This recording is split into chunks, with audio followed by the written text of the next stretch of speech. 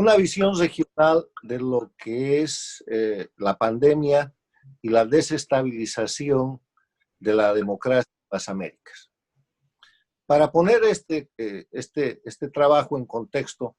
hay que decir que el siglo XXI es el siglo de la desestabilización de la democracia en las Américas,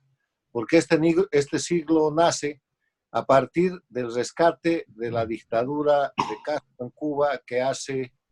el presidente recién electo el año 99, Hugo Chávez, y que lleva adelante un proceso que marca el siglo XXI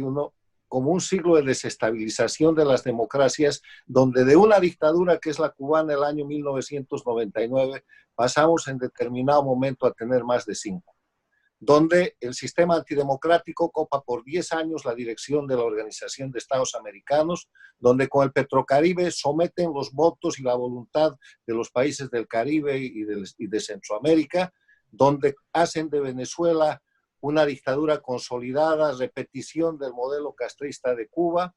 donde en el mismo modelo ocupan Nicaragua con Ortega y Murillo, donde por 10 años oprimen al Ecuador con Rafael Correa, donde por 14 años instituyen una dictadura en Bolivia, donde se instalan con el Partido de los Trabajadores en el Brasil, donde con Fernández Kirchner, que ahora han regresado, controlan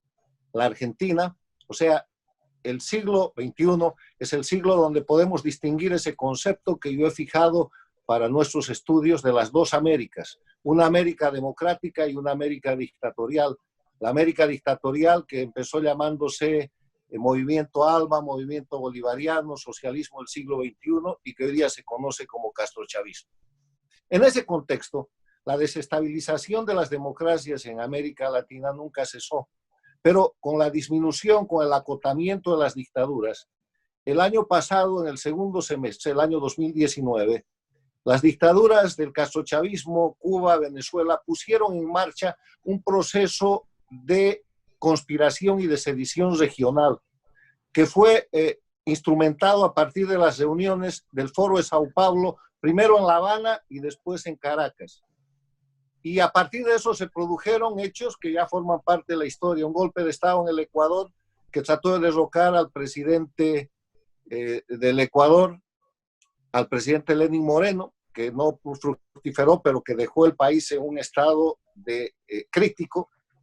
Una desestabilización de la democracia más estable y del gobierno económicamente, el país económicamente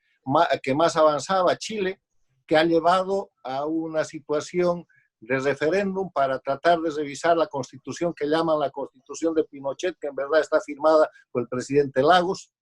La retoma del poder en la Argentina con Fernández Kirchner, que es un nuevo gobierno castrochavista. Procesos de conspiración en Colombia con el rearme de las FARC y la permanente presión contra el gobierno de ese país. Lo mismo en el Brasil, lo mismo en Bolivia, que saca al dictador, pero que no logra sacar la dictadura desde octubre, noviembre del año pasado. O sea, la desestabilización de las democracias en la región era un proceso en marcha antes de la pandemia. Cuando llega la pandemia, entonces las dictaduras del castrochavismo encuentran un mecanismo adicional muy fuerte para aprovechar la situación psicológica personal, porque el primer daño que causa la pandemia es ponernos a todos los ciudadanos en una situación de miedo. Y eso, con el avance de los días, produce un efecto que estamos sufriendo todos, que es un síndrome postraumático en el cual reaccionamos de diferente manera a la que reaccionábamos antes de las cuarentenas, antes de los muertos, antes de la situación de crisis que vive todo el mundo. Y peor en países de América Latina, donde la situación económica se agrava día a día porque son países caracterizados por la informalidad.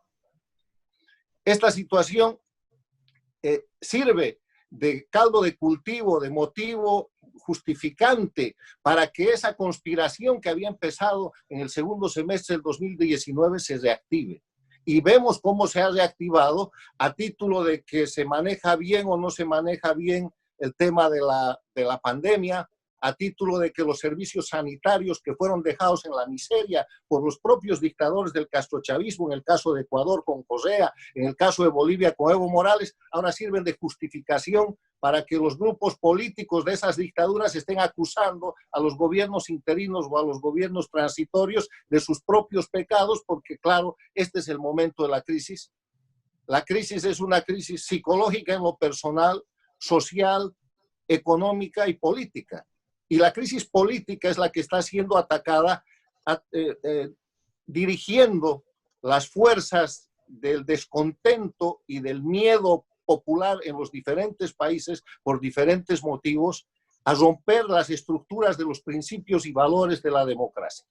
Esa es la estrategia que inclusive ha tocado a la democracia más grande e importante del mundo y de la región, que son los Estados Unidos. Entonces, en ese contexto, permítame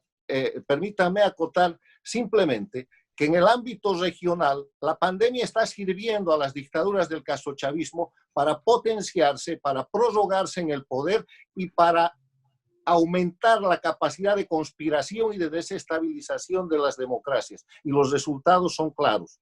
Y están operando con las fuerzas que siempre han operado, con el financiamiento que viene del narcotráfico, porque petróleo ya no queda en Venezuela, están utilizando como bases para esa conspiración Venezuela, la Argentina de los Kirchner, y hoy día tenemos por lo menos 3 clases de gobiernos acosados en las Américas. Los gobiernos en los que hay golpes de Estado en curso, que yo me atrevería a decir que son Bolivia y el Ecuador.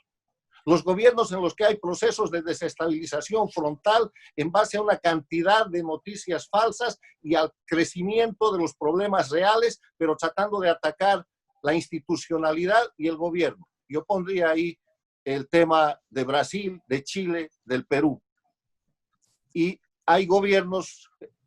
que están resistiendo esta situación de alguna mejor manera, como el gobierno de Colombia. Pero hay gobiernos exitosos. Hay que mirar el gobierno del Uruguay, hay que mirar el manejo del Paraguay, hay que mirar situaciones en las cuales nos podemos vislumbrar en el corto y en el mediano plazo que solamente la fortaleza de las instituciones democráticas, solamente el respeto a los principios y valores de libertad, de respeto a los derechos humanos, de libertad de prensa, del fundamento de la estructura democrática, es lo que va a salvar la crisis política, económica y social en los países de la región. En este momento estamos viendo, con el pretexto del coronavirus, la disputa que se arrastra de muchos años entre las dictaduras castrochavistas de delincuencia organizada transnacional y las democracias que se defienden.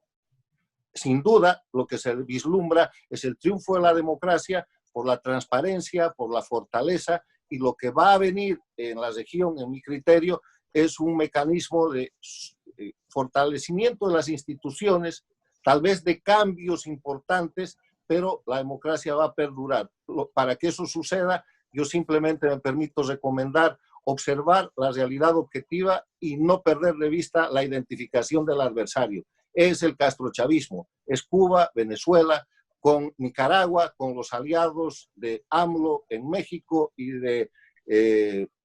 Fernández Kirchner en la Argentina, y con todos los que se llaman antiimperialistas, que en verdad son antidemocráticos, que podemos enumerar desde China, Corea del Norte, Irán y otros países que tratan de meter la mano en la región. Muchas gracias.